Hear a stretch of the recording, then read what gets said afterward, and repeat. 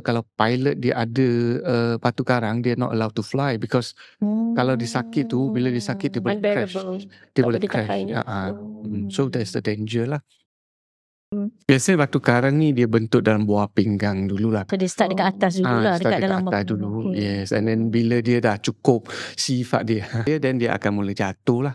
I selalu bagi tahu kat patient saya tau, dia macam durian berbunga. Kalau dia berbunga tak semestinya dia menjadi buah. Kalau dia jadi buah tak semestinya dia cukup besar untuk menjadi batu yang menyebabkan kesakitan. Masa bila dia akan rasa sakit ni? Masa dia bunga ke? Masa dia dah jadi durian ke? Ya, masa durian tu gugur. Masa durian dia Usually kalau kita tengokkan dari segi anatomi ya, ureter tu about 3-4 mm. So most of the time batu yang dekat saiz ni lah bila dia jatuh tu yang paling sakit.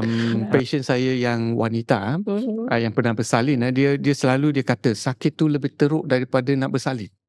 Bersalin tu bila dia masuk second stage dia dah ada duration fix tu, dia kena salin dah. Tapi yang batu karang ni dia berhari-hari dia sakit. Macam contraction lah ya doktor. Macam contraction, dia comes and go and then dia unpredictable.